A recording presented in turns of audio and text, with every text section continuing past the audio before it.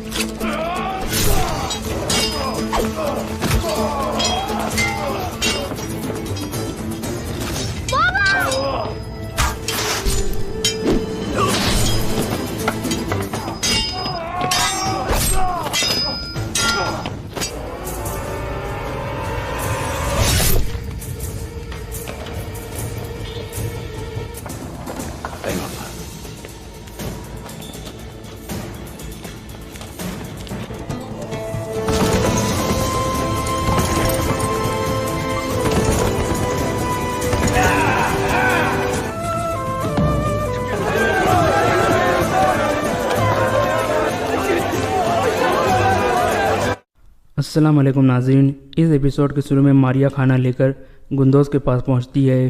गुंदोज़ उससे पूछता है, तुम मेरी मदद क्यों कर रही हो? मारिया कहती है, क्योंकि तुम्हें देखकर मुझे अपना छोटा भाई याद आ जाता है। गुंदोज़ पूछता है, क्या हुआ था तुम्हारे भाई को? मारिया कहती है, उसको कुछ बेरहम लोगों ने कत्ल कर दिया था। गुंदोज़ कहता है, मैं बाहर जाकर आपके भाई का भी इंतकाम लूँगा। ये सुनकर मारिया उसे गले लगा लेती है और फिर वहाँ से चली जाती है। दूसरी यानी बर्तुल गाजी और उनके साथी अपना हुलिया तब्दील करने में मसरूफ़ थे, क्योंकि वो भेद बदल कर किले में दोबारा दाखिल होना चाहते थे।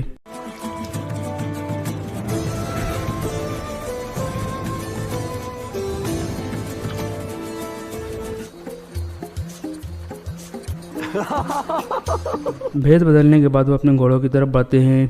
काराजैसार किला में एसिस मारिया की जासूसी कर रहा था। मारिया रोते हुए कमांडर कोस्तास से कहती है, वो बहुत छोटा है। कोस्तास कहता है, तुम कमज़ोर ना पड़ना, वो बच्चा हमारे लिए बहुत कीमती है। फिर मारिया अपने कमरे में चली जाती है और एसिस भी उसे जाते हुए देख लेता है। चादार कबीले में कायद यकीन बहादुर को बताता है कि संजार की तरफ से खबर आई है। वो ज़ख्मी हुआ था लेकिन अभी वो ठीक है। ये सुनकर बहादुर सुकून का सांस लेता है और फिर पूछता है, क्या तुर्गुत ने संजार का चेहरा तो नहीं देखा? सिपाही कहता है, नहीं देखा। बहादुर कहता है, रात को मैं तुर्गुत और असलान के पास जाऊंगा ताकि वो इस वाक़े के बारे में हम पर शक न कर सके। इसके बाद रात का वक्त हो जाता है। अर्तुल गाजी और उनके साथी भेद बदल कर काराजैसार किले की एक दुकान में मौजूद थे। इतने ही में एसिस भी वहाँ पहुँच जाता है और अर्तुल गाजी को बताता है कि मारिया जानती है कि गुंदोज़ को कहाँ रखा गया है और बामसी ने जो बात उसके बारे में बताई थी वो भी सच निकली है। अर्तुल गाजी कहते हैं, तो फिर हम मारिया से बात करेंगे। एसिस कहता है, मैंने मारिया का कमरा देख लिया है, हम फ़ौरन उसके पास जा सकते हैं। फिर अर्तुल गाजी सिपाहियों से कहते हैं, हमारे साथ सिर्फ बामसी जाएगा। इंशाअल्लाह गुंदोज़ को निकाल कर हम किले से निकल जाएंगे और अगली दफ़ा जब हम किले में आएंगे तो अल्लाह के हुक्म से किले को फतह करने के लिए आएंगे। फिर वो तीनों वहाँ से चल पड़ते हैं। चादार कबीले में बहादुर इजाज़त लेकर तुर्गुत और असलान के पास पहुँचता है और कहता है, मैं माफ़ी चाहता हूँ, आप खाना खा रहे थे लेकिन मैंने सुना है कि अर्तुल साहब का बेटा अगवा हो गया है। अगर मेरी मदद की ज़रूरत हो तो मैं हाजिर हूँ। फिर बहादुर वहाँ से चला जाता है। काराजैसार किला में गवर्नर आरिस और तीतन खाने की मेज़ पर बैठे हुए थे और तुर्कों को तबाह करने की मनसूबाबंदी कर रहे थे। इसी दौरान एसिस अर्तुल गाजी और बामसी को लेकर अंदर पहुँच चुका था। एसिस सीधा मारिया के कमरे की तरफ बढ़ रहा था। फिर वो अर्तुल गाजी को मुहाफ़िज़ों की तरफ इशारा करता है।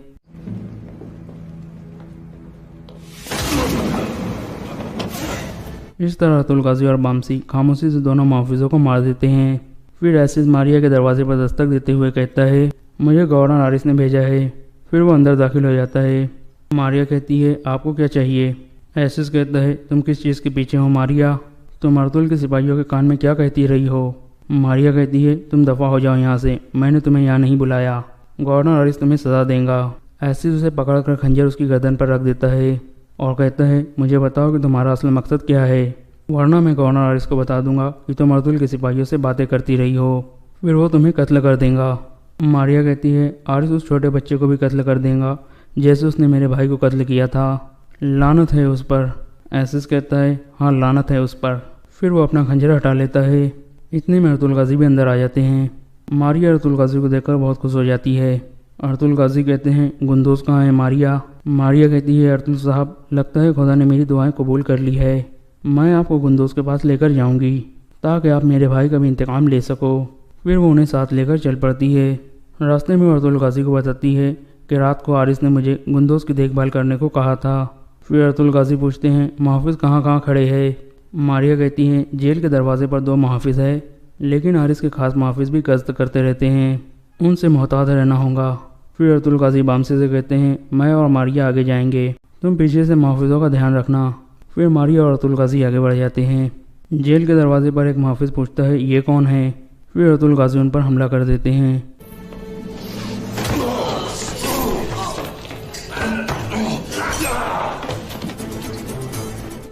इस तरह अर्तुल गाजी अंदर गुंदोज के पास पहुंच जाते हैं। गुंदोज सो रहा था। फिर उसकी आँख खुल जाती है और वो कहता है बाबा मैं ख्वाब तो नहीं देख रहा।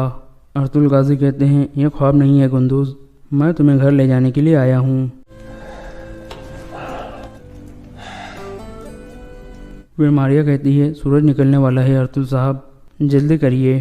फिर अर्तुल गाजी अपना खंजर गुंदोज को दे देते हैं और कहते हैं अगर ज़रूरत पड़े तो अपनी हिफाजत करना। फिर वो बाहर की तरफ चल पड़ते हैं। इतने ही में आगे से काफ़ी सारे सिपाही आ जाते हैं और पीछे से बामसी और एसिस भी आ जाते हैं और फिर लड़ाई शुरू हो जाती है।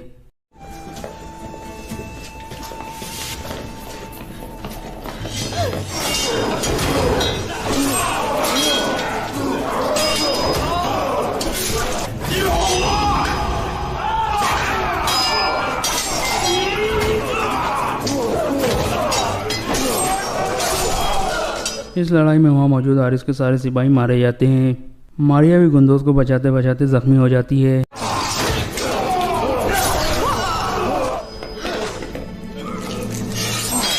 मारिया कहती है मैं ठीक हूँ अर्तुल साहब, आप जाइए, मैं अपना ख्याल रख लूँगी, आप मेरे भाई का इंतकाम ज़रूर लेना।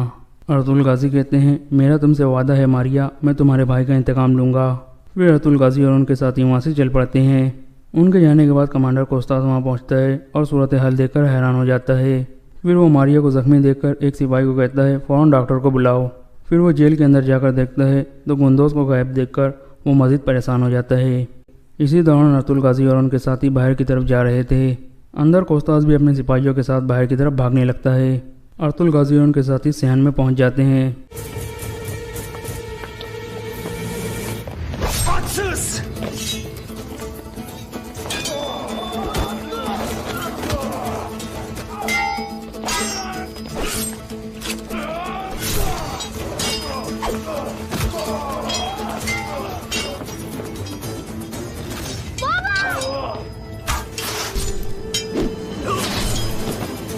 अंदर गवर्नर अरिस आँख के शदीद दर्द में मुब्तला था। इतने में कोस्तास अंदर दाखिल होता है। गवर्नर अरिस कहता है मैं सारी रात शराब पीता रहा हूँ लेकिन दर्द कम नहीं हुआ, मुझे कोई अच्छी खबर सुनाओ, शायद मेरा दर्द कम हो सके। कोस्तास कहता है हुजूर वो गुंदोज को ले गए हैं। ये सुनकर अरिस के हाथ से शराब का गिलास नीचे गिर जाता है। फिर वो कहता है ये क्या बकवास कर रहे हो, ये कैसे हो सकता है? कोस्तास कहता है मैं कैद खाने की तरफ गया था, वहाँ हमारे सिपाही मुर्दा हालत में पड़े हुए थे, मारिया जख्मी थी लेकिन गुंदोज गायब था। गवर्नर अरिस कहता है लाजमी अर्तुल उसको लेकर गया होगा, फ़ौरन किले के सब दरवाजे बंद करवा दो, वो यहाँ से निकलकर जाने नहीं चाहिए। ये सुनकर कोस्तास बाहर निकल जाता है। बाहर सहन में लड़ाई जारी थी।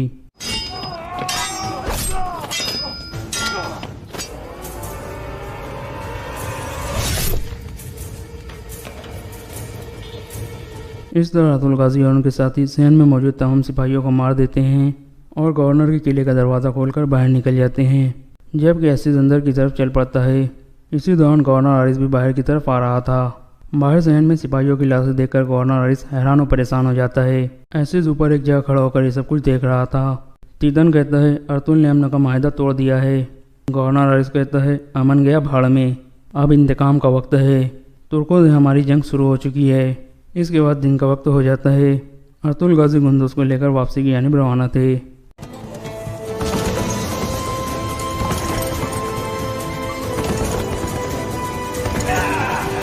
قائے قبیلے میں حلیمہ سلطان اور باقی عورتیں بے چینی سے ارطغرل غازی کا انتظار کر رہی تھی۔ اتنی میں قبیلے کا ڈھول بجنے لگتا ہے، وہ سب باہر کی طرف بھاگتی ہے۔ ارطغرل غازی قندوز کو لے کر قبیلے میں پہنچ گئے تھے۔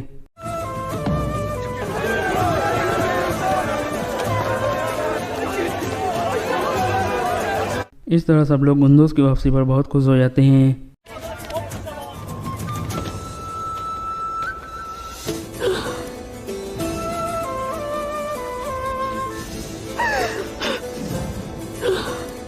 آخر میں ارطغرل غازی سب سے مخاطب ہو کر کہتے ہیں دشمن جالوں کے ذریعے ہم سے کچھ بھی نہیں چھین سکتا، جو ہمیں ان زمینوں سے نکالنا چاہتے ہیں ہم انہیں زمین کا 1 انچ بھی نہیں دیں گے۔ سر کا چہرہ واضح ہو چکا ہے، اب نظام کو قائم رکھنے کے لیے جنگ ہم پر فرض ہو چکی ہے۔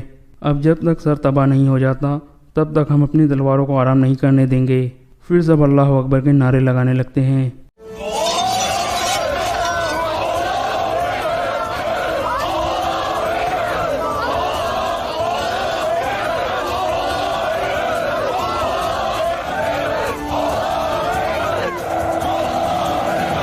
اور یہاں پر یہ ایپیسوڈ ختم ہو جاتا ہے۔ اسٹوری آف سلطان صلاح الدین ایوبی رحمۃ اللہ تعالی علیہ، پارٹ 17۔ قاہرہ سے 1.5-2 میل دور، جہاں ایک طرف ریت کے ٹیلے اور باقی ہر طرف صحرا ریت کے اندر سمندر کی مانند افق تک پھیلا ہوا تھا، انسانوں کے سمندر تلے دب گیا تھا۔ یہ لاکھوں انسانوں کا ہجوم تھا، ان میں ستر سوار بھی تھے اور گھوڑ سوار بھی، بہت سے لوگ گدھوں پر بھی سوار تھے۔ تعداد ان کی اجازت تھی جن کے پاس کوئی سواری نہیں تھی۔ لاتعداد ہجوم 4-5 دنوں سے صحرا کی اس وسعت میں جمع ہونا شروع ہو گیا تھا۔ قاہرہ کے بازاروں میں بھیڑ اور رونق زیادہ ہو گئی تھی، سرائے بھر گئی تھی۔ یہ لوگ دور دور سے اس سرکاری منادی پر آئے تھے کہ 6-7 روز بعد قاہرہ کے مضافاتی ریگستان میں مصر کی فوج گھوڑ سواری، ستر سواری، دوڑتے گھوڑوں اور اونٹوں سے تیر اندازی اور بہت سے جنگی کمالات کا مظاہرہ کریں گی۔ منادی میں یہ اعلان بھی کیا گیا تھا کہ غیر فوجی لوگ بھی ان مظاہروں میں جس کو چاہے تیغ زنی، کشتی، دوڑتے گھوڑوں کی لڑائی اور تیر اندازی وغیرہ کے لیے للکار کا مقابلہ کر سکتے ہیں۔ یہ منادی صلاح الدین ایوبی نے کرائی تھی۔ اس کے 2 مقاصد تھے، ایک یہ کہ لوگوں کو فوج میں بھرتی ہونے کی ترغیب ملے گی، اور دوسرا یہ کہ جو لوگ ابھی تک سلطان کو فوجی لحاظ سے کمزور سمجھتے ہیں ان کے شکوک رفع ہو جائیں۔ سلطان ایوبی کو جب یہ اطلاع ملنے لگی کہ لوگ 6 روز پہلے ہی تماشا گاہ میں جمع ہونا شروع ہو گئے ہیں تو وہ بہت خوش ہوا، مگر علی بن سفیان پریشان سا نظر آتا تھا۔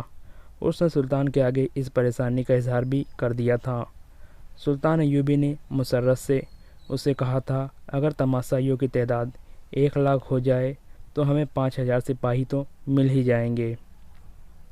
محترم امیر، علی بن سفیان نے کہا، میں تماشائیوں کے ہجوم کو کسی اور زاویے سے دیکھ رہا ہوں۔ میرے اندازے کے مطابق اگر تماشائیوں کی تعداد 1 لاکھ ہوتی ہے تو اس میں 1000 جاسوس ہوں گے۔ دیہات سے عورتیں بھی آ رہی ہیں، ان میں زیادہ تر سوڈان کی ہے۔ ان میں اکثر کا رنگ اتنا گورا ہے کہ عیسائی عورت ان میں چھپ سکتی ہے۔ میں تمہاری اس مشکل کو اچھی طرح سمجھتا ہوں علی، سلطان نے کہا، لیکن تم جانتے ہو میں نے جس میلے کا انتظام کیا ہے وہ کیوں ضروری ہے۔ تم اپنے محکمے کو اور زیادہ ہوشیار کر دو۔ میں اس کے حق میں ہوں، علی بن سفیان نے کہا، یہ میلہ بہت ہی ضروری ہے۔ میں نے اپنی پریشانی آپ کو پریشان کرنے کے لیے نہیں بتائی، صرف یہ اطلاع پیش کی ہے کہ یہ میلہ اپنے ساتھ کیا خطرہ لا رہا ہے۔ قاہرہ میں عارضی قہبہ خانے کھل گئے ہیں جو ساری رات سائقین سے بھرے رہتے ہیں۔ تماشائیوں میں سے بعض نے شہر کے باہر خیمے نصب کر لیے ہیں۔ میرے گروہ نے مجھے اطلاع دی کہ ان میں بھی کمار بازوں اور عصمت فروشوں کے خیمے موجود ہیں۔ کل میلے کا دن ہے۔ ناچنے گانے والیوں نے تماشائیوں سے दौलत के ढेर इकट्ठे कर लिए है। मेला ख़त्म हो जाएगा तो ये गलाजत भी हजूम के साथ साफ़ हो जाएंगी। सुल्तान अय्यूबी ने कहा, मैं इस पर पाबंदी ऐद नहीं करना चाहता। मिस्र की अखलाकी हालत अच्छी नहीं है। रक्स और असमत फरोशी एक दो दिनों में ख़त्म नहीं की जा सकती। अभी मुझे ज़्यादा से ज़्यादा तमाशाइयों की ज़रूरत है। मुझे फ़ौज तैयार करनी है और तुम जानते हो अली, हमें बहुत ज़्यादा फ़ौज की ज़रूरत है। मैंने फ़ौज और इंतज़ामिया के सरबराहों के इजलास में ये ज़रूरत वजाहत से बयान कर दी थी। मैं आपको इस वजाहत से नहीं रोक सका था अमीर मोहतरम, अली बिन सुफियान ने कहा। मेरी सुराग रसा निगाहों में उन सरबराहों में निस्फ़ ऐसे है जो हमारे वफ़ादार नहीं। आप अच्छी तरह जानते हैं उनमें कुछ ऐसे हैं जो आपको इस गद्दी पर नहीं देखना चाहते, और बाकी जो है उनकी दिलचस्पियाँ सोडानियों के साथ है। मैंने उनमें से हर एक के पीछे एक एक आदमी छोड़ रखा है। मेरे आदमी मुझे उनकी सरगर्मियों से आगाह करते रहते हैं। किसी को कोई ख़तरनाक सरगर्मी सामने आई है? सुल्तान अय्यूबी ने पूछा। नहीं, अली बिन सुफियान ने जवाब दिया, सिवाय इसके कि ये लोग अपनी हैसियत और रुतबों को फरामोश करके रातों को मस्को खैमों में और उन मकानों में जाते हैं जो आर्जी कहबा खाने और रक्स के गाहें बन गए हैं। दो ने तो नाचने वाली लड़कियों को घरों में ही बुला लिया है। उनसे ज़्यादा मेरा दिमाग उन दो बादबानी कश्तियों पर घूम रहा है जो 10 रोज़ गुजरे बहरे रूम के साहिल के साथ देखी गई थी। उनमें क्या ख़ास बात थी? सुल्तान अय्यूबी ने पूछा। उस वक्त तक बहरे रूम के साहिल से फ़ौज को वापस बुला लिया गया था। वहाँ ढकी छुपी जगहों पर दो दो फौजी समुंदर पर नज़र रखने के लिए बिठा दिए गए थे। अली बिन सुफियान ने माही गिरों और सहराई खाना बदोशों के लिबास में साहिल पर इंटेलिजेंस के चंद आदमी मुकर्रर कर दिए थे। ये एहतमाम एक तो इसलिए किया गया था कि सलेबी अचानक हमला न कर दे, और दूसरे इसलिए कि इधर से सलेबियों के जासूस ना आ सके। मगर साहिल बहुत लंबा था, कहीं कहीं चट्टानें भी थी जहाँ समुंदर अंदर आ जाता था। सारे साहिल पर नज़र नहीं रखी जा सकती थी। 10 रोज़ गुजरे ऐसी ही एक जगह से जहाँ समुंदर चट्टानों के अंदर आया हुआ था। 2 बादबानी कश्तियाँ निकलती देखी गई थी। वो शायद रात को आई थी। उन्हें जाता देखकर सुल्तान के 2 सवार सरपट घोड़े दौड़ाते उस जगह पहुँचे जहाँ से कश्तियाँ निकल कर गई थी। वहाँ कुछ भी न था, कोई इंसान नहीं था, और कश्तियाँ समंदर में दूर तक चली गई थी। कश्तियों और बादबानों की साख्त बताती थी कि मिस्र के माही गिरों की नहीं, समुंदर पार की मालूम होती थी। सवार थोड़ी दूर तक सहरा में गए, उन्हें किसी इंसान का कोई सुराग नहीं मिला। उन्होंने काहिरा इत्तला भिजवा दी थी कि साहिल के साथ 2 मस्कूक कश्तियाँ देखी गई है। अली बिन सुफियान के लिए ये मुमकिन न था कि रेगज़ार में उन्हें ढूंढ लेता जो कश्तियों में से उतरे थे। इत्तला पहुँचते पहुँचते 3 दिन गुजर गए थे। ये भी यकीन नहीं था कि कश्तियों से कौन उतरा है। अली बिन सुफियान ने सुल्तान अय्यूबी के उस सवाल के जवाब में कि उन कश्तियों में क्या ख़ास बात थी, ये वजाहत कर दी और कहा, हम मेले की मनादी 1.5 महीने से करा रहे हैं। 1.5 महीने में ये खबर यूरोप के वस्त तक पहुंच सकती है और वहां से जासूस आ सकते हैं। मुझे यकीन की हद तक शक है कि तमाशाइयों के साथ साथ सलेबियों के जासूस मेले में आ गए हैं। काहिरा में इस वक्त लड़कियां आर्जी तौर पर नहीं, मुस्तकिल तौर पर फ़रोख्त हो रही है। सुल्तान समझ सकते हैं कि उनके ख़रीदार मामूली हैसियत के लोग नहीं हो सकते हैं। ख़रीदारों में काहिरा के ताजिर, हमारी इंतज़ामिया और फ़ौज के सरबराह और नामे ग्रामी बुर्दा फरोश शामिल है। बिकने वाली लड़कियों में सलेबियों की जासूस लड़कियां हो सकती है और यकीनन होंगी। सुल्तान अय्यूबी इन इत्तलाओं से परेशान न हुआ। बहरे रूम में सलेबियों को शिकस्त दिए तकरीबन 1 साल गुजर गया था। अली बिन सुफियान ने समंदर पार जासूसी का इंतज़ाम कर रखा था जो मजबूत और 100% काबिल एतमाद नहीं था। ताहम ये इत्तला मिल गई थी कि सलेबियों ने मिस्र में जासूस और तखरीबकार भेज रखे हैं। अभी ये मालूम नहीं हो सका था कि मिस्र के मुतालिक उनके मंसूबे क्या है। बगदाद और दमस्क से आने वाली इत्तलाओं से पता चलता था कि सलेबियों ने ज़्यादातर दबाव उधर ही रखा हुआ है। वहाँ खुसूसन शाम में वो मुसलमान उमरा को अय्याशियों और शराब में डुबोते चले जा रहे थे। मोहतरम सुल्तान नूरुद्दीन ज़ंगी की मौजूदगी में सलेबी अभी बराह रास्त टक्कर लेने की जुर्रत नहीं कर रहे थे।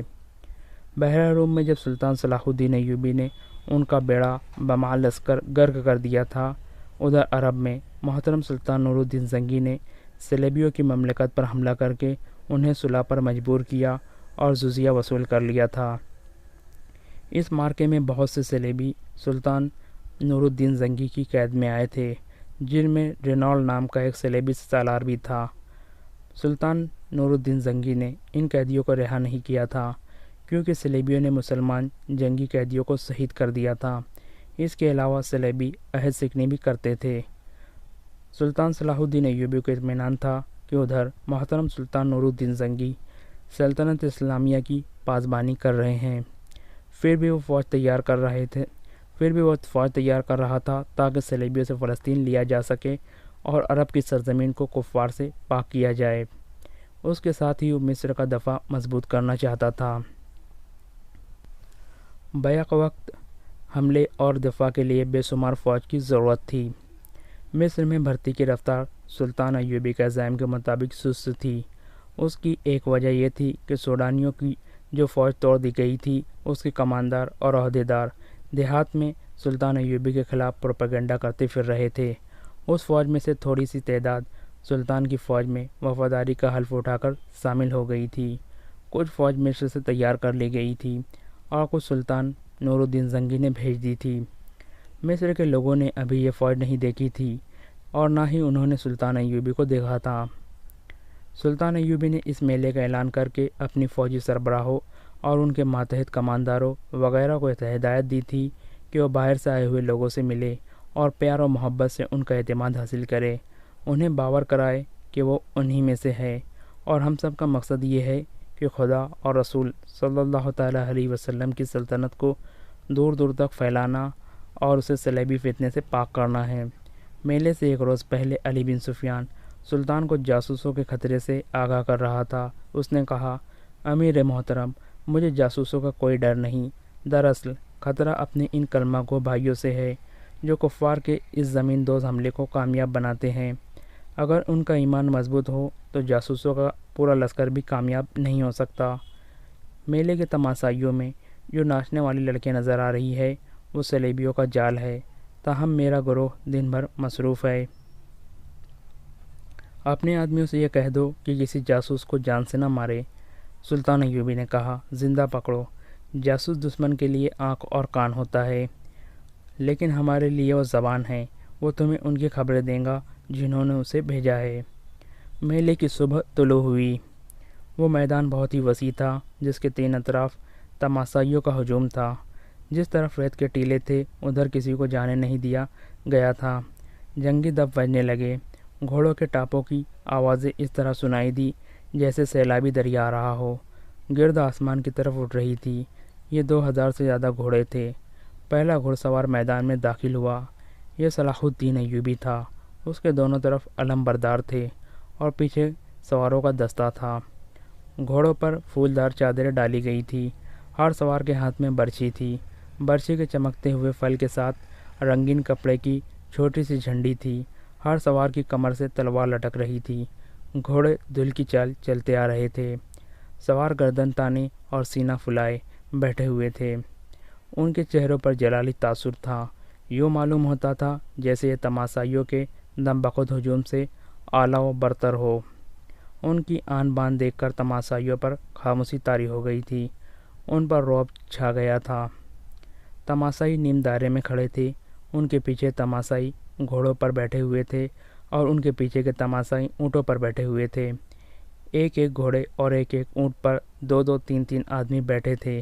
ان کے آگے ایک جگہ شامیانہ لگا ہوا تھا جس کے نیچے کرسیاں رکھی گئی تھیں۔ یہاں اونچی حیثیت والے تماشائی بیٹھے تھے، ان میں تاجر بھی تھے، سلطان کی حکومت کے افسر اور شہر کے معززین بھی تھے، ان میں قاہرہ کی مسجدوں کے امام بھی بیٹھے تھے۔ انہیں سب سے آگے بٹھایا گیا تھا کیونکہ سلطان صلاح الدین ایوبی مذہبی پیشواؤں اور علماء کا اس قدر احترام کرتا تھا کہ ان کی موجودگی میں ان کی اجازت کے بغیر بیٹھتا نہیں تھا۔ ان میں سلطان کے وہ افسر بھی بیٹھے ہوئے تھے جو انتظامیہ کے تھے، لیکن ان کا تعلق فوج سے تھا۔ سلطان نے انہیں خاص طور پر کہا تھا کہ ان زعماء میں بیٹھ کر ان کے ساتھ دوستی پیدا کرے۔ ان میں خادم الدین البرق بھی تھا۔ علی بن سفیان کے بعد یہ دوسرا آدمی تھا جو سلطان ایوبی کے خفیہ منصوبوں، مملکت اور فوج کی ہر راز سے واقف تھا۔ اس کا کام ہی ایسا تھا اور اس کا عہدہ سالار جتنا تھا۔ جنگ کے منصوبے اور نقشے اسی کے پاس ہوتے تھے۔ اس کی عمر 40 سال کے قریب تھی۔ وہ عرب کے مردانہ حسن اور جلال کا پیکر تھا، جسم توانا اور چہرہ حساس بساس تھا۔ البرق کے ساتھ ایک لڑکی بیٹھی تھی، بہت ہی خوبصورت لڑکی تھی۔ وہ نوجوان تھی۔ لڑکی کے ساتھ ایک آدمی بیٹھا تھا جس کی عمر اس سے کچھ زیادہ تھی۔ جس کی عمر اس سے بہت زیادہ تھی۔ وہ کوئی امیر کبیر تاجر لگتا تھا۔ البرق کئی بار اس لڑکی کی طرف دیکھ رہا تھا۔ ایک بار لڑکی نے بھی اسے دیکھا تو مسکرا دی۔ پھر اس نے بوڑھے کی طرف دیکھا تو اس کی مسکراہٹ غائب ہو گئی۔ گھوڑے تماشائیوں کے سامنے سے گزر گئے تو ستر سوار آ گئے۔ رنگ دار چادروں سے سجایا گیا تھا۔ ہر سوار کے ہاتھ میں ایک لمبا نیزہ اور اس کے پھل سے ذرا نیچے 3-3 انچ چوڑے اور 1.5 فٹ لمبے 2 رنگے کپڑے جھنڈیوں کی طرح لپٹے ہوئے تھے۔ ہوا میں وہ پھڑپڑاتے بہت ہی خوبصورت لگتے تھے۔ ہر سوار کے کندھوں سے ایک کمان، آویزہ اور اونٹ کے ذہن کے ساتھ رنگین ترکز بندھی ہوئی تھی۔ اونٹوں کی گردنیں کھم کھا کر اوپر کو اٹھی ہوئی سر جیسے فخر سے اونچے ہو گئے تھے۔ سواروں کی شان نرالی تھی۔ گھوڑ سواروں کی طرح ہر ستر سوار سامنے دیکھ رہا تھا۔ ان کی آنکھیں بھی دائیں بائیں نہیں دیکھتی تھی۔ یہ اونٹ انہی اونٹوں جیسے تھے جن پر تماشائی بیٹھے ہوئے تھے۔ فوجی ترتیب، فوجی چال اور فوجی سواروں کے نیچے وہ کسی اور جہاں کے اونٹ لگتے تھے۔ البرق نے اپنے پاس بیٹھی ہوئی لڑکی کو ایک بار پھر دیکھا۔ آپ کی لڑکی نے اسے آنکھوں میں آنکھیں ڈال کر دیکھا۔ اس کی آنکھوں میں ایسا جادو تھا کہ البرق نے اپنے آپ میں بجلی کا جھٹکا سا محسوس کیا۔ لڑکی کے ہونٹوں پر شرم و حیا کا تبسم آ گیا اور اس نے اپنے پاس بیٹھے ہوئے بوڑھے کو دیکھا تو اس کا تبسم نفرت میں بدل گیا۔ البرق کی ایک بیوی تھی جس سے اس کے 4 بچے تھے۔ وہ شاید اس بیوی کو بھول گیا تھا۔ وہ لڑکی کے اس قدر قریب بیٹھا تھا کہ لڑکی کا اٹھا ہوا ریشمی نقاب ہوا سے اڑ کر کئی بار البرق کے سینے سے لگا۔ ایک بار اس نے نقاب ہاتھ سے پرے کیا تو لڑکی نے شرما کر معذرت کی۔ البرق مسکرایا، منہ سے کچھ نہ کہا۔ ستر سواروں کے پیچھے پیادہ فوج آ رہی تھی۔ ان میں تیر اندازوں اور تیغ زنوں کے دستے تھے۔ ان کی ایک جیسی ہی چال، ایک جیسے ہی ہتھیار اور ایک جیسا ہی لباس تماشائیوں پر وہی تاثر طاری کر رہا تھا جو سلطان ایوبی کرانا چاہتا تھا۔ سپاہیوں کے چہروں پر تندرستی اور توانائی دیکھ کر اور رونق دیکھ کر اور وہ خوش و خرم اور مطمئن نظر آتے تھے۔ یہ ساری فوج نہیں، صرف فوج کے منتخب دستے تھے۔ ان کے پیچھے مجنیکیں آ رہی تھی جنہیں گھوڑے گھسیٹ رہے تھے۔ ہر مجنیک دستے کے پیچھے ایک گھڑ سوار گاڑی تھی جس میں بڑے بڑے پتھر اور ہانڈیوں قسم کے برتن رکھے ہوئے تھے۔ ان میں تیل جیسی کوئی بھی چیز بھری ہوئی تھی جو مجنیکوں سے پھینکی جاتی تھی۔ جہاں یہ برتن گرتا تھا وہ کئی ٹکڑوں میں ٹوٹ کر سیال مادے کو بہت سی جگہ پر بکھیر دیتا تھا۔ اس پر آج تیر چلائے جاتے تو سیال مادہ شعلہ بن جاتا تھا۔ سلطان ایوبی کی قیادت میں یہ سوار اور پیادہ دستے نیم دائرے میں کھڑے اور بیٹھے ہوئے تماشائیوں سے دور آگے نکل گئے۔ صلاح الدین ایوبی راستے میں سے واپس آ گیا۔ اس کے گھوڑے کے آگے علم برداروں کے گھوڑے، دائیں بائیں اور پیچھے محافظوں کے گھوڑے اور ان کے پیچھے نائب سالاروں کے گھوڑے تھے۔ سلطان نے گھوڑا روک لیا، کود کر اترا اور تماشائیوں کو ہاتھ ہوا میں لہرا لہرا کر سلام کرتا سامیانے کے نیچے چلا گیا۔ وہاں بیٹھے ہوئے تمام لوگ اٹھ کھڑے ہوئے۔ سلطان ایوبی نے سب کو سلام کیا اور اپنی نشست پر بیٹھ گیا۔ سوار اور پیادہ دستے دور آگے جا کر ٹیلوں کے عقب میں چلے گئے تھے۔ میدان خالی ہو گیا۔ ایک گھوڑ سوار سرپٹ گھوڑا دوڑاتا آیا۔ اس کے ایک ہاتھ میں گھوڑے کی لگام اور دوسرے میں اونٹ کی رسی تھی۔ اونٹ گھوڑے کی رفتار کے ساتھ دوڑتا آ رہا تھا۔ میدان کے وسط میں آ کر گھوڑ سوار گھوڑے سے پر کھڑا ہو گیا۔ اس نے باگیں چھوڑ دی۔ وہ اچھل کر اونٹ کی پیٹھ پر کھڑا ہو گیا۔ وہاں سے کود کر گھوڑے کی پیٹھ پر آ گیا اور وہاں سے زمین پر کود گیا۔ چند قدم گھوڑے اور اونٹ کے ساتھ بھاگا، پھر کود کر گھوڑے پر سوار ہوا۔ گھوڑے اور اونٹ کی رفتار میں کوئی فرق نہیں آیا تھا۔ گھوڑے کی پیٹھ سے وہ اونٹ کی پیٹھ پر چلا گیا اور دور آگے جا کر غائب ہو گیا۔ خادم الدین البرق دائیں کو ذرا سا جھکا اس کے منہ اور لڑکی کے سر کے درمیان 2-3 انچ کا فاصلہ رہ گیا تھا۔ لڑکی نے اسے دیکھا۔ البرق مسکرایا۔ لڑکی شرما گئی۔ بوڑھے نے دونوں کو دیکھا۔ اس کے بوڑھے ماتھے کے سکن گہرے ہو گئے۔ اچانک ٹیلوں کے پیچھے سے ہانڈیوں کی طرح کے مٹی کے وہ برتن جو گھوڑا گاڑیوں پر لدے ہوئے تھے اوپر کو جاتے، آگے آتے اور میدان میں گرتے نظر آئے۔ برتن ٹوٹتے تھے تو تیل اچھل کر بکھر جاتا تھا۔ کم و بیش 100 برتن گرے اور ان سے نکلا ہوا مادہ تقریباً 100 گز لمبائی اور اسی قدر چوڑائی میں بکھر گیا۔ ایک ٹیلے پر 6 تیر انداز نمودار ہوئے۔ انہوں نے جلتے ہوئے فلیتوں والے تیر چلائے جو سیال مادے والی جگہ گر گئے تو وہ فوراً تمام جگہ ایک ایسا شعلہ بن گئی جو گھوڑے کی پیٹھ تک بلند اور کوئی 100 گز تک پھیلا ہوا تھا۔ ایک طرف سے 4 گھڑ سوار گھوڑے پوری رفتار سے دوڑتے آئے۔ شعلے کے قریب آ کر وہ رکے نہیں، رفتار بھی نہ کم کی، چاروں شعلوں میں سے گزر گئے۔ تماشائی دم بخود تھے کہ وہ جل جائیں گے، مگر وہ اتنے وسیع شعلے میں دوڑتے نظر آ رہے تھے۔ آخر وہ چاروں شعلوں میں سے نکل گئے۔ تماشائیوں نے داد و تحسین کا وہ شور بلند کیا کہ آسمان پھٹنے لگا۔ دو سواروں کے کپڑوں کو آگ لگی ہوئی تھی۔ دونوں بھاگتے گھوڑوں سے ریت پر گرے اور تھوڑی دور تک لڑکنے کے بعد ان کے کپڑوں کی آگ بجھ گئی۔ البرق اس شور و گل اور سواروں کے کمالات سے نظریں پھیرے ہوئے لڑکی کو دیکھ رہا تھا۔ لڑکی اس کی طرف دیکھتی اور ذرا سا مسکرا کر بوڑھے کو دیکھنے لگتی۔ بوڑھا اٹھ کر جانے کیوں چلا گیا۔ لڑکی اسے جاتا دیکھتی رہی۔ البرق کو معلوم تھا کہ لڑکی بوڑھے کے ساتھ آئی ہے۔ اس نے لڑکی سے پوچھا، تمہارے والد صاحب کہاں چلے گئے؟ یہ میرا باپ نہیں، لڑکی نے جواب دیا، میرا خاوند ہے۔ خاوند؟ البرق نے حیرت سے پوچھا، کیا یہ شادی تمہارے والدین نے کرائی ہے؟ اس نے مجھے خریدا ہے، لڑکی نے اداس لہجے میں کہا۔ وہ کہاں گیا ہے؟ البرق نے پوچھا۔ شاید وہ ناراض ہو کر چلا گیا ہے، لڑکی نے جواب دیا۔ اسے شک ہو گیا ہے کہ میں آپ کو دلچسپی سے دیکھتی ہوں۔ کیا تم واقعی مجھے دلچسپی سے دیکھتی ہو؟ البرق نے رومانی انداز سے پوچھا۔ لڑکی کے ہونٹوں پر شرمیلی سی مسکراہٹ آ گئی۔ دھیمی سی آواز میں بولی، میں اس بوڑھے سے تنگ آ گئی ہوں۔ اگر کسی نے مجھے اس سے نجات نہ دلائی تو میں خودکشی کر لوں گی۔ میدان میں سوار اور پیادہ فوج حیران کن کردت دکھا رہی تھی اور حرب و ضرب کے مظاہرے کر رہی تھی۔ تماشائیوں نے جنگی مظاہرے پہلے کبھی نہیں دیکھے تھے۔ انہوں نے صرف سوڈانی فوج دیکھی تھی جو خزانے کے لیے سفید ہاتھی بنی ہوئی تھی۔ اس کے کماندار بادشاہوں کی طرح باہر نکلتے تھے۔ ان کے ساتھ اگر فوج کا دستہ ہو تو وہ دیہات کے لیے مصیبت بن جاتے تھے۔ مویشی تک کھول کر لے جاتے تھے۔ کسی کے پاس اچھی نسل کا اونٹ گھوڑا دیکھتے تو زبردستی لے جاتے تھے۔ لوگوں کے دلوں میں یہ بات بیٹھ گئی تھی کہ فوج رعایا پر ظلم و تشدد کرنے کے لیے رکھی جاتی ہے، لیکن سلطان کی فوج بہت مختلف تھی۔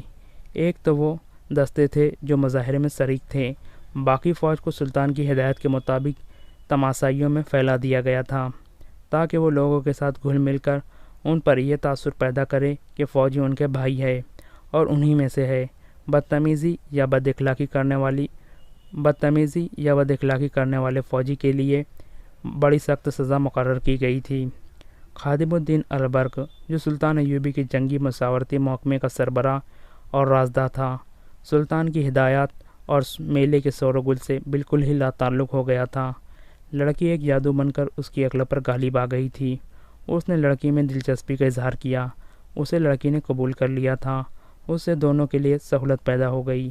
البرق نے کہیں ملنے کو کہا تو لڑکی نے جواب دیا، وہ خریدی ہوئی لونڈی ہے اور اس بوڑھے نے اسے قید میں رکھا ہوا ہے، وہ اس پر ہر وقت نظر رکھتا ہے۔ لڑکی نے یہ بھی بتایا کہ بوڑھے کے گھر 4 بیویاں ہیں۔ البرق نے اپنے رتبے کو فراموش کر دیا۔ اس کے بعد نوجوان کی طرح اس سے ملاقات کی وہ جگہ بتانا شروع کر دی جہاں آوارہ آدمیوں کے سوا کوئی نہیں جاتا تھا۔ ان جگہوں میں سے ایک جگہ لڑکی کو پسند آ گئی۔ یہ شہر سے باہر قدیم زمانے کا کوئی کھنڈر تھا۔ البرق نے لڑکی سے کہا کہ اسے بوڑھے سے وہ آزاد کرانے کی پوری کوشش کرے گا۔ تیسری رات البرق گھر سے نکلا۔ وہ حاکموں کی شان سے گھر سے نکلا کرتا تھا، مگر اس رات وہ چوروں کی طرح باہر نکلا۔ ادھر ادھر دیکھا اور ایک طرف چل پڑا۔ قاہرہ پر سکوت طاری تھا۔ فوجی میلہ ختم ہوئے 2 دن گزر گئے تھے۔ باہر سے آئے ہوئے تماشائی جا چکے تھے۔ سرکاری حکم کے مطابق عارضی قہبہ خانے اٹھا دیے گئے تھے۔ علی بن سفیان کا محکمہ اب یہ سراغ لگاتا پھر رہا تھا کہ باہر سے آئی ہوئی کتنی لڑکیاں اور کتنے مسکوک لوگ شہر یا مضافاتی دیہات میں رہ گئے ہیں۔ میلے کا مقصد پورا ہو گیا تھا۔ 2 ہی دنوں میں 4000 جوان فوج میں بھرتی ہو گئے تھے اور مزید بھرتی کی توقع تھی۔ البرق شہر سے نکل گیا اور اس نے اس کھنڈر کا رخ کیا جہاں لڑکی کو آنا تھا۔ سراہی گیدڑوں کے سوا زمین و آسمان گہری نیند سو گئے تھے۔ لڑکی نے البرق سے کہا تھا کہ وہ بوڑھے کی قیدی ہے اور وہ اس پر ہر وقت نظر رکھتا ہے۔ پھر بھی البرق اس امید پر جا رہا تھا کہ لڑکی ضرور آئیں گی۔ ممکنہ خطروں سے نمٹنے کے لیے اس کے پاس ایک خنجر تھا۔ عورت ایسا جادو ہے جس پر طاری ہو جائے پھر وہ کسی کی پرواہ نہیں کیا کرتا۔ عقل و دانش اس کا ساتھ چھوڑ جاتے ہیں۔ البرق پختہ عمر کا آدمی تھا مگر وہ نادان نوجوان بن گیا تھا۔ اسے اندھیرے میں کھنڈر کے قریب ایک تاریک سایہ سر سے پاؤں تک لبادے میں لپٹا ہوا نظر آیا اور کھنڈر کے کھر سے سیاہ بھوت میں جذب ہو گیا تو وہ تیز تیز چلتا کھنڈر میں پہنچا، گری ہوئی دیوار کے سگاف سے اندر آ گیا۔ آگے اندھیرا کمرہ تھا۔ چھت پر بڑی زور سے کوئی بڑا پرندہ پھڑپڑایا۔ البرق نے ہوا کے تیز جھونکے محسوس کیے اور اچانک اس کے منہ پر تھپڑ پڑا۔ اس کے ساتھ ہی اسے چین چین کی آوازیں سنائی دینے لگی۔ وہ جان گیا کہ یہ بڑے چمگادڑ ہے جن کے پنجے اس کا منہ نوچ ڈالیں گے۔ وہ بیٹھ گیا اور پاؤں پر سرکتا کمرے سے نکل گیا۔ کمرہ اڑتے چمگادڑ سے بھر گیا تھا۔ آگے صحن تھا جس کے ارد گرد گول برآمدہ تھا۔ البرق نے یہ بھی نہ سوچا کہ ایک خریدی ہوئی قیدی لڑکی جس پر ہر وقت نظر رکھی جاتی ہے اس ہیبت ناک کھنڈر میں کیسے آئیں گی، مگر برآمدے میں کسی کے قدموں کی دبی دبی آہٹ نے اسے بتا دیا کہ یہاں کوئی موجود ہے۔ اس نے کمر سے خنجر نکال کر ہاتھ میں لے لیا۔ اس کے سر پر چمگادڑ اڑ رہے تھے۔ پھڑپڑانے کی آوازیں ڈراؤنی تھی۔ البرق نے آہستہ سے پکارا، آصفہ! لڑکی نے اسے اپنا نام بتا دیا اور میلے میں یہ بھی بتا دیا تھا کہ وہ کس طرح فروخت ہوئی ہے۔ آپ آ گئے، اسے آصفہ کی آواز سنائی دی۔ وہ برآمدے میں سے دوڑتی آئی اور البرق کے ساتھ چپک گئی۔ کہنے لگی، آپ کی خاطر جان کو خطرے میں ڈال کر آئی ہوں۔ مجھے جلدی واپس جانا ہے۔ بوڑھے کو شراب میں نیند کا سفوف پلائے آئی ہوں۔ وہ جاگ نہ اٹھے۔ کیا تم اسے شراب میں زہر نہیں پلا سکتی؟ البرق نے پوچھا۔ میں نے کبھی قتل نہیں کیا، آصفہ نے کہا۔ میں نے تو کبھی یہ بھی نہیں سوچا تھا کہ اس طرح کسی غیر مرد سے ملنے کے لیے اس ڈراؤنے کھنڈر میں آؤں گی۔ البرق نے اسے بازوؤں میں جکڑ لیا۔ اچانک اس کے پیچھے برآمدہ روشن ہو گیا۔ جس کمرے میں سے گزر کر البرق آیا تھا اس میں سے 2 مسلیں نکلی۔ یہ لکڑیوں کے سروں پر تیل میں بھیگے ہوئے کپڑے لپیٹ کر بنائی گئی تھی۔ ان کے شعلے خاصے بڑے تھے۔ البرق نے آصفہ کو اپنے پیچھے کر لیا۔ اس کے ہاتھ میں خنجر تھا۔ کیا یہ کھنڈر میں رہنے والی بدروحیں تھی یا لڑکی کے تعاقب میں اس کا خاوند آ گیا تھا؟ البرق ابھی سوچ ہی رہا تھا کہ ایک آواز گرجی، دونوں کو قتل کر دو۔ مسئلے قریب آئی تو ان کے ناشتے شعلوں میں البرق اور آصفہ کو 4 آدمی نظر آئے۔ ایک کے ہاتھ میں برچھی اور 3 کے پاس تلواریں تھیں۔ انہوں نے مسئلے زمین میں گاڑ دی۔ کھنڈر کا صحن روشن ہو گیا۔ چاروں آدمی البرق کے گرد بھوکے بھیڑیوں کی طرح آہستہ آہستہ چکر میں چلنے لگے۔ آصفہ اس کے پیچھے تھی۔ برآمدے میں سے ایک اور آواز آئی، مل گئے، زندہ نہ چھوڑنا۔ یہ لڑکی کے بوڑھے خاوند کی آواز تھی۔ آصفہ البرق کے عقب میں آ گئی۔ اس نے حقارت اور غصے سے بوڑھے سے کہا، آگے آؤ اور مجھے قتل کر دو۔ میں لعنت بھیجتی ہوں تم پر۔ میں اپنی مرضی سے یہاں آئی ہوں۔ چاروں مسلح آدمی ان کے گرد کھڑے ہو گئے۔ برچھی والے نے برچھی آہستہ آہستہ آصفہ کی طرف کی اور اس کی نوک اس کے پہلو سے لگا کر کہا، مرنے سے پہلے برچھی کی نوک دیکھ لو، لیکن تم سے پہلے یہ شخص تڑپ تڑپ کر تمہارے سامنے مرے گا جس کی خاطر تم یہاں آئی ہو۔ آصفہ نے جھپٹا مار کر برچھی پکڑ لی اور جھٹکا دے کر برچی چھین لی۔ آصفہ البرق سے الگ ہو گئی اور للکار کر کہا، آؤ آگے، میں دیکھتی ہوں تم مجھ سے پہلے اس آدمی کو کس طرح قتل کرتے ہو۔ البرق خنجر آگے کیے اس کے سامنے آ گیا۔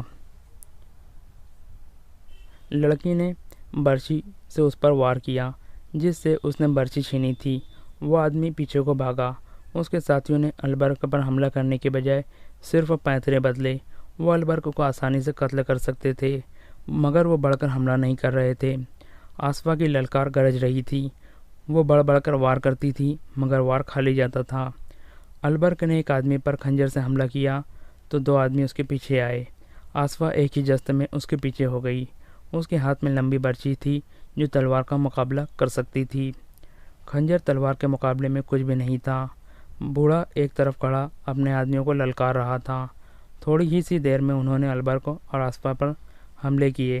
آصفہ ان پر ٹوٹ پڑی تھی۔ البرق وار بچاتا تھا اور خنجر سے وار کرنے کی کوشش کرتا تھا مگر عجیب بات یہ تھی کہ لڑکی کے حملوں کے باوجود کوئی زخمی نہیں ہوا۔ بوڑھے کے آدمیوں نے بھی تیز زنی کے جوہر دکھائے مگر البرق اور آصفہ کو خلاص تک نہ آئی۔ اتنے میں بوڑھے نے کہا، رک جاؤ، اور لڑائی بند ہو گئی۔ میں ایسی بے وفا لڑکی کو گھر میں نہیں رکھنا چاہتا۔ بوڑھے نے کہا، مجھے معلوم نہیں تھا کہ اتنی دلیر اور بہادر ہے۔ اگر میں اسے زبردستی لے بھی گیا تو یہ مجھے قتل کر دیں گی۔ میں تمہیں اس کی پوری قیمت دوں گا۔ البرق نے کہا، کہو تم نے اسے کتنے میں خریدا تھا؟ بوڑھا ہاتھ آگے بڑھا اور البرق سے ہاتھ ملا کر کہا، میرے پاس دولت کی کمی نہیں، میں یہ لڑکی تمہیں بخش دیتا ہوں۔ اسے تمہارے ساتھ اتنی محبت ہے کہ تمہاری خاطر اتنے سارے آدمیوں کے مقابلے میں آ گئی ہے۔ میں اسے اس لیے بھی تمہارے حوالے کرتا ہوں کہ جنگجو نسل کی لڑکی ہے۔ میں تاجر اور سوداگر ہوں۔ یہ تم جیسی کسی جنگجو کے گھر میں اچھی لگیں گی۔ تیسری وجہ یہ ہے کہ تم سلطان صلاح الدین ایوبی کی حکومت کے حاکم ہو۔ میں سلطان کا وفادار اور مرید ہوں۔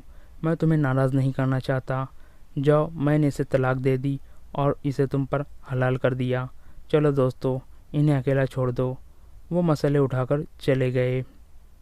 البرق کی حیرت کی انتہا یہ تھی کہ اس کے پاؤں تلے زمین ہلنے لگی۔ اسے یقین نہیں آ رہا تھا۔ وہ اسے بوڑھے کا فریب سمجھ رہا تھا۔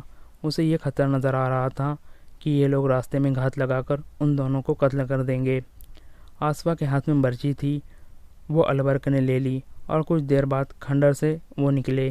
وہ دائیں بائیں اور پیچھے دیکھتے تیز تیز چلنے لگے۔ ذرا سی ہٹ سنائی دیتی تو وہ چونک کر رک جاتے، ہر طرف اندھیرے میں دیکھنے کی کوشش کرتے اور آہستہ آہستہ چل پڑتے۔ شہر میں داخل ہوئے تو ان کی جان میں جان آئی۔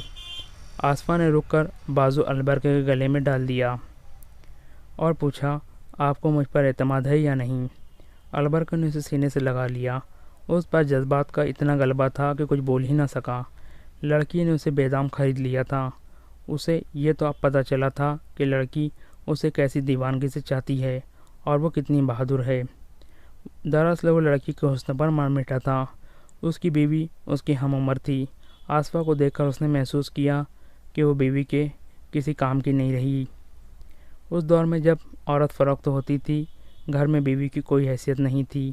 بیک وقت 4 بیویاں تو خاوند اپنا حق سمجھتا تھا، لیکن جو پیسے والے تھے وہ 2-4 خوبصورت لڑکیاں بغیر نکاح کے ہی رکھ لیتے تھے۔